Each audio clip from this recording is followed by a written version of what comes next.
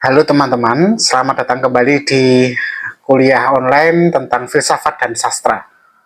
Nah, teman-teman, ketika kita sedang membaca novel, pernahkah nggak teman-teman mengalami yang saya alami ini? Jadi, saya membaca sebuah novel di mana tokoh utamanya selalu ragu, resah, dan sering bertanya-tanya tentang arti hidup. Mungkin tokoh itu tidak harus tidak tahu ya harus memilih jalan yang mana yang harus dia putuskan. Ataupun tokoh itu ketika dia sudah memilih, dia akhirnya dihantui rasa bersalah karena mungkin merasa pilihannya bukan yang terbaik. Dan ketika teman-teman membaca itu, tipe novel yang tokohnya itu ragu, selalu dihantui rasa bersalah karena pilihannya, teman-teman kalau kemudian merasa bahwa hidup teman-teman tuh mirip dengan tokoh itu. Ada rasa ragu, takut, ada rasa tidak yakin tetapi tetap harus memilih. Nah, disinilah sebenarnya kita bisa memasukkan filsafat eksistensialisme. Eksistensialisme adalah aliran filsafat yang muncul di abad ke-20 dengan tokoh-tokoh yang teman-teman pasti sudah sering mendengar karena saya sering membahasnya juga. Jean-Paul Sartre, Albert Camus, Soren Kierkegaard, dan mereka semua itu tokoh-tokoh yang memang sudah sering kita bahas. Intinya sederhana, manusia adalah makhluk yang bebas. Dan karena kebebasan itu, dia harus menanggung beban untuk bertanggung jawab. Sartre pernah mengatakan, manusia itu dikutuk untuk bebas. Artinya apa? Kita tidak bisa lari dari kenyataan bahwa kita selalu harus memilih. Bahkan ketika kita tidak memilih, itu sebenarnya juga sebuah pilihan. Jadi tidak ada alasan untuk lari dari tanggung jawab. Kalau begitu, bagaimana eksistensialisme ini bisa kita lihat di dalam sastra? Saya mengambil contoh karya sastra yang paling umum ya. Contohnya Hamlet, karyanya Shakespeare. Kalau kita lihat tokoh Hamlet, Hamlet ini kan pangeran yang bimbang ya. Hamlet tahu pamannya jahat. Dia tahu ibunya terjebak dalam situasi yang kelam. Tapi Hamlet ini ragu-ragu untuk bertindak. Kalau teman-teman baca Hamlet, teman-teman pasti ingat ada istilah terkenal dari Hamlet. To be or not to be, that is the question. Nah, kalimat itu kan ungkapan paling kuat dari kegelisahan eksistensial. Apakah saya lebih baik hidup atau mati? Apakah saya harus bertindak atau diam? Teman-teman, Hamlet ini menjadi contoh klasik dalam cerita fiksi yang sangat eksistensial.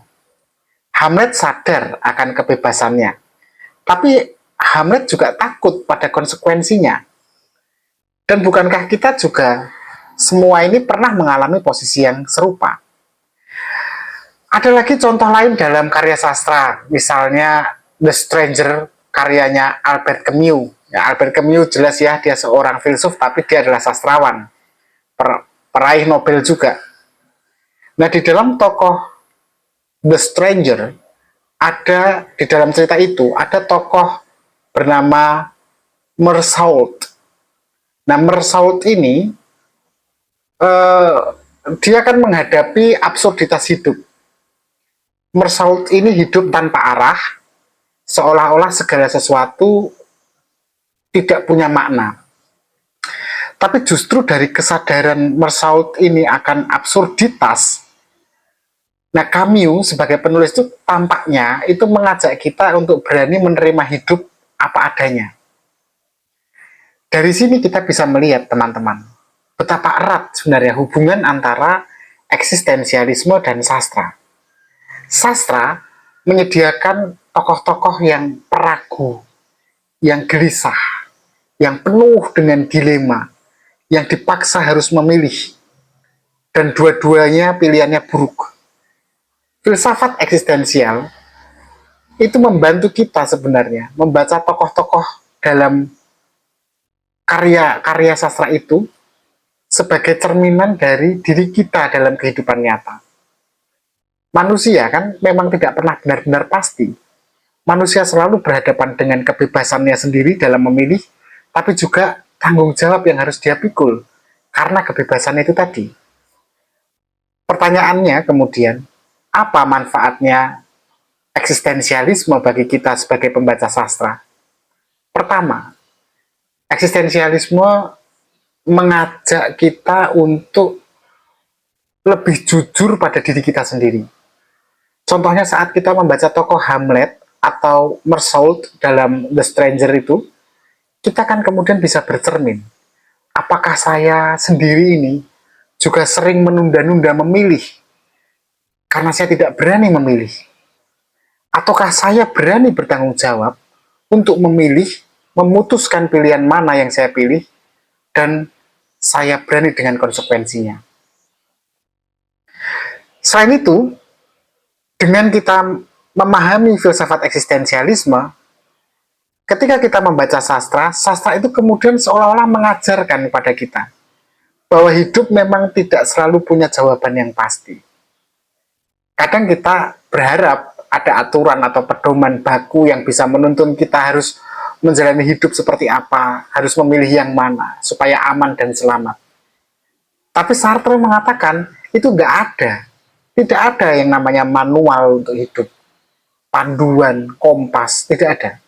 Kita sendirilah yang harus menulis manual itu lewat pilihan kita sehari-hari.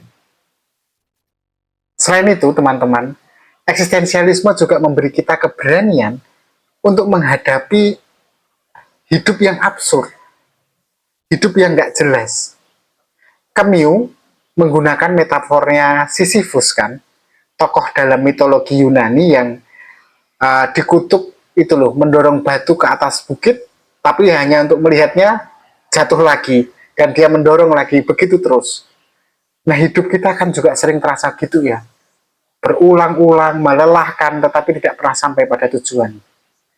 Nah, Camus mengatakan begini, kalau kita mau hidup yang baik, kita harus bayangkan Sisyphus itu melakukan hal yang sama, yang rutin, tanpa hasil, tapi tetap bahagia.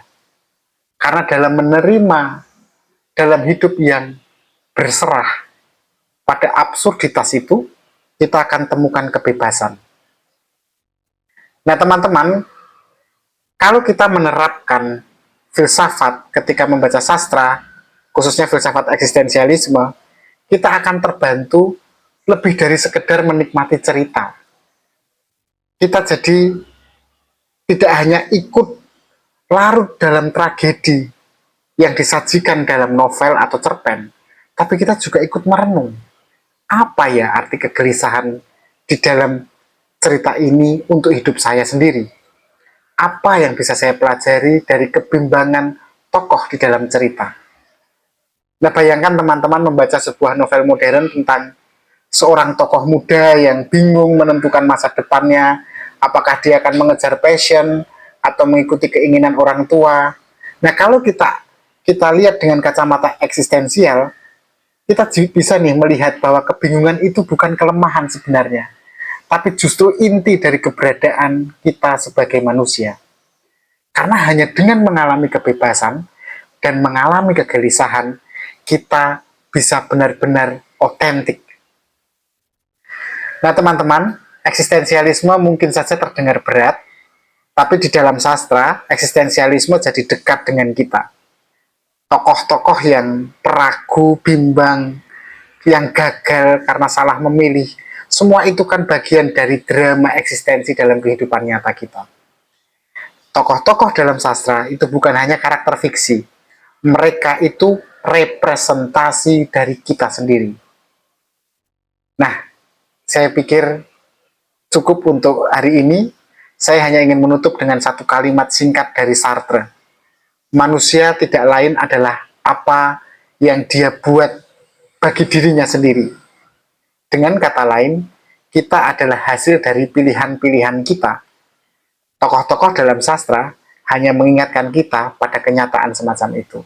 Jadi jangan takut gelisah, jangan takut ragu, karena dari kegelisahan itulah kita benar-benar menjadi manusia.